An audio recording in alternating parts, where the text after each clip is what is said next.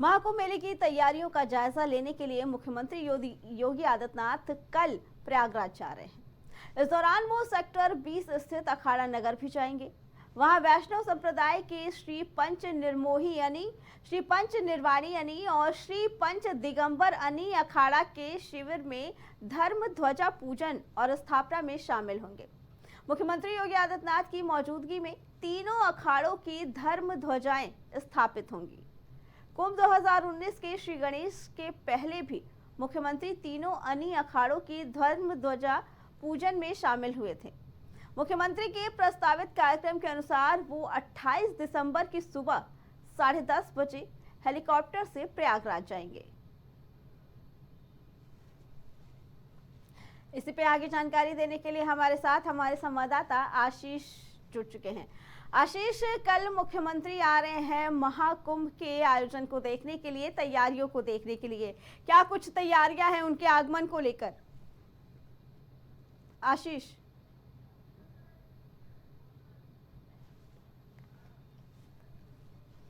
बता दें कि कल मुख्यमंत्री योगी आदित्यनाथ प्रयागराज पहुंचने वाले हैं महाकुंभ की तैयारियों का जायजा लेने के लिए। साथ ही तीनों अनी की धर्म ध्वजा भी लहराई जाएगी। कल तीनों अनी की धर्म ध्वजाओं के समारोह में शामिल होने के लिए पहुंचेंगे। बता दें कि तीनों अखाड़ों की धर्म ध्वजा कल स्थापित होगी और उसी में शामिल होने के लिए मुख्यमंत्री योगी आदित्यनाथ पहुंचेंगे। इससे पहले भी जब तीनों अखाड़ों की धर्म ध्वजाएं प्रसारित की गई थी तो उसमें भी मुख्यमंत्री पहुंचे थे, ध्वजा स्थापना में पहुंचे थे। साथ ही बता दें कि कल फिर से वो तीनों ध्वजाएं स्थापित होंगी, जिसमें कार्यक्रम में आयोजित होने के लिए मुख्यमंत्री योगी आदित्यनाथ पहुंचने वाले हैं। बता दें कि कल योगी आदित्यनाथ के सामने ही धर्म ध्वजा लहराई जाएगी, जिसे लेकर कल सुबह 10:30 बजे योगी आदित्यनाथ प्रयागराज में पहुंचेंगे, जिसे लेकर प्रशासन की तरफ से भी तैयारियां पूरे जोरों शोरों से कर ली गई हैं। चप्पे चप्पे पर सुरक्षा निगरानी रखी गई है। इस बार का महाकुंभ बता दें कि महाआयोजन के तौर पे किया जाता है। अखाड़ों की कल धर्म ध्वजा स्थापित की जाएगी। श्री पंच निर्मोही यानी बता दें कि 3 अखाड़े वहां पे हैं। श्री पंच निर्मोही यानी इसके साथ जिसमें पहुंचेंगे योगी आदित्यनाथ श्री पंच निर्वाणी यानी सिर्फ श्री पंच निर्मोही, श्री पंच निर्वाणी अनी, इसके साथ श्री पंच दिगंबर अनी, ये तीनों अखाड़े कल अपनी धर्म ध्वजा स्थापित करेंगे, जिसमें शामिल होने के लिए योगी आदित्यनाथ पहुंचेंगे। कल इनकी ध्वजा का स्थापना होगा महाकुंभ के क्षेत्र में और जिसमें शामिल होने के लिए कल 10:30 बजे प्रयागराज पहुंचेंगे मुख्यमंत्री योगी आदित्यनाथ। बता दें इससे पहले भी जब धर्म ध्वजा स्थापित की गई थी उस समय भी मुख्यमंत्री योगी आदित्यनाथ मौजूद थे वहीं पे और उनके सामने ही ये धर्म ध्वजा आयोजित की गई थी, स्थापित की गई थी। बता दें कि इस बार का महाकुंभ बड़े स्तर पर मनाया जा रहा है क्योंकि इस बार 44 करोड़ श्रद्धालुओं के आने की उम्मीद जताई जा रही है, जिसको देखते हुए सुरक्षा की भी व्यवस्था की गई है।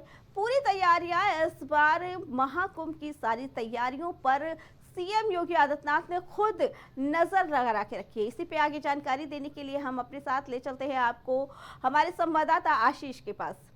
आशीष, कल प्रयागराज में मुख्यमंत्री आने वाले हैं, तीनों ध्वजा स्थापित की जाएगी, क्या कहना है इसके बारे में और क्या तैयारियां की गई हैं इसे लेकर?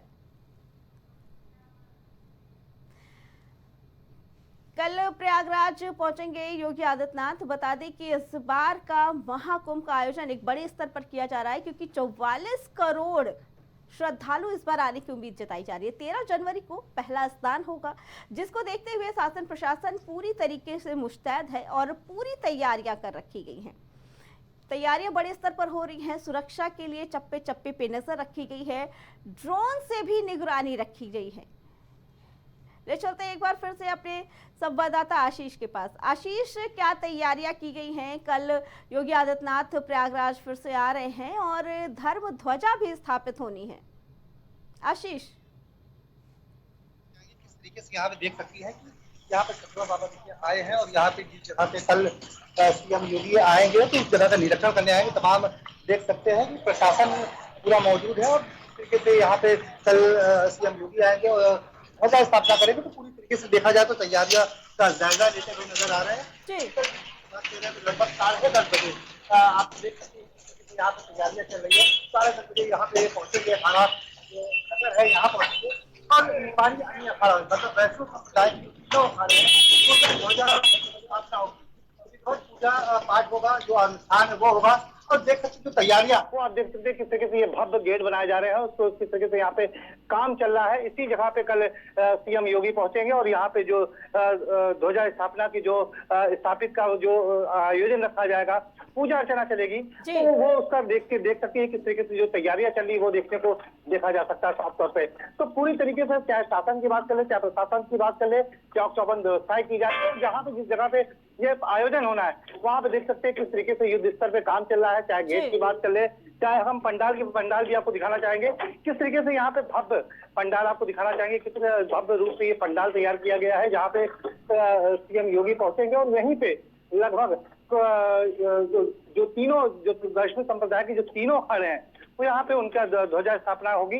और बात करें जिस तरीके से 2019 के कुंभ की, तो 2019 के कुंभ भी सीएम योगी पहुंचे थे और कहीं ना कहीं जिस तरीके से जो ध्वजा स्थापना का जिस तरीके जो सिलसिला था, जो पूरा अनुष्ठान था, उसमें शिरकत किए थे। तो उसी क्रम में अगर बात किया जाए तो जो जिस तरीके से 2025 का महाउद्दिव्य भव्य कुंभ है, तो उसको तैयारियों को लेकर साथ साथ जिस तरीके से यहाँ पे ये पहुंचेंगे, इस यहाँ पूजा में शिरकत करेंगे और साथ साथ अगर बात किया जाए तो तमाम जो अखाड़े के और भी साधु महात्मा है उनसे भी बात करने की संभावना जताई जा रही है।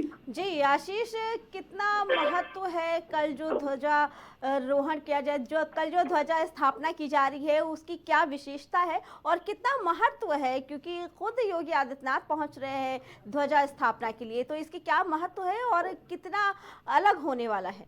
देखिए, अगर बात किया जाए तो जिस तरीके से पहले जो प्रक्रिया होती है अगर हम कुंभ की बात करें तो जिस तरीके से पहले अखाड़ों का भूमि पूजन होता है, भूमि आवंटन होता है, भूमि पूजन होता है, ध्वजा स्थापना होती है। देखिए, ध्वजा का मतलब होता है कि जो अपनी सनातनी परंपरा की जो ध्वजा स्थापना होता है, जो हमारा जो इष्ट है हमारे, उनकी पूजा होती है, उनकी अर्चना होती है, जो हमारा ध्वजा है, क्योंकि जो सनातनी परंपरा जो इतिहास है वो कहीं ना कहीं आदिकाल से चला आ रहा है। तो जो सिलसिला है, जो कहीं ना कहीं जो अखाड़े का सिलसिला है, भूमि पूजन से शुरू होता है, ध्वजा स्थापना होती है, छावनी प्रवेश होता है। तो ये लगातार जो पुरानी परंपरा है, जो इसे कहा जा सकता है जो आदिकाल से जो शंकराचार्य आदिकाल से जो चला आ रहा है परंपरा, वो देखने को मिलती है। जी आशीष, तीनों अन्य अखाड़े कल पहुंचने वाले हैं, इनकी क्या विशेषता है?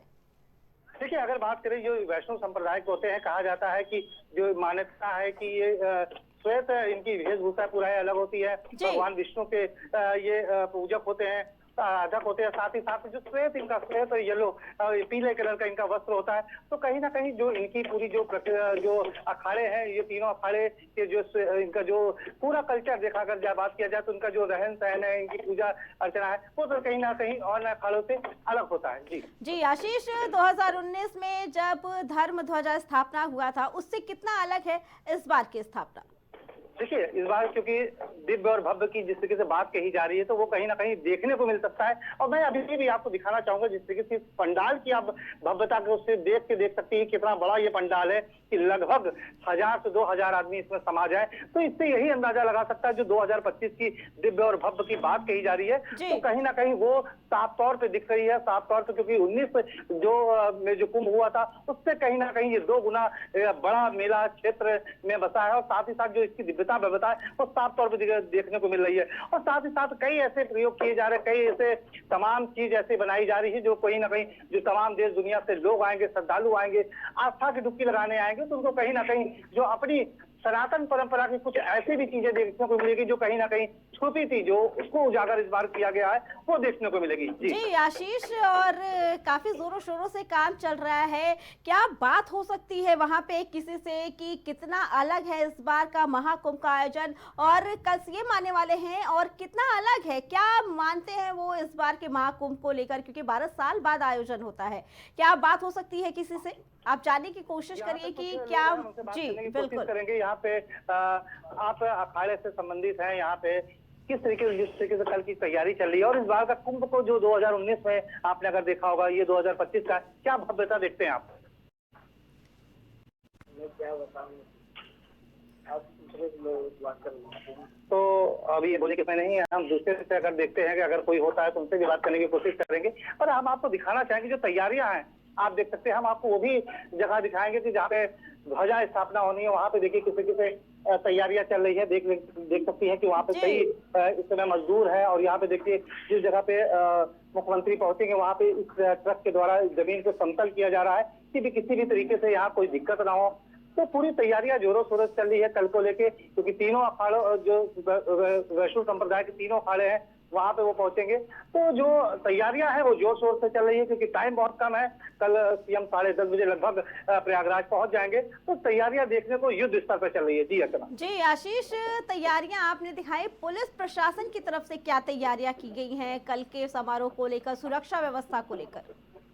देखिए अर्चना, अभी कुछ ही देर पहले मैंने तस्वीर दिखाया था कि अभी कुछ ही देर पहले यहाँ पे अपर मेला अधिकारी पहुंचे हैं और जायजा लिया है ताकि किस तरीके से यहाँ तैयारियां चल रही है, किस तरीके से यहाँ पे सुरक्षा की व्यवस्था है। और जो खास चौक के सतुआ बाबा है वो आए थे, वो महंत आए थे, क्योंकि जो सीएम के वो काफी करीब माने जाते हैं। तो उन्होंने पूरा आके यहाँ पे जायजा लिया कि किस तरीके से व्यवस्था है, किस तरीके से नहीं व्यवस्था है। क्योंकि देखिए, क्योंकि तीनों जगहों पे वो जाके ध्वजा स्थापना करना है, तो पूरे किस तरीके से सुरक्षा, क्योंकि सुरक्षा की दृष्टि से काफी अहम माने रखता है कि सीएम का प्रोग्राम है।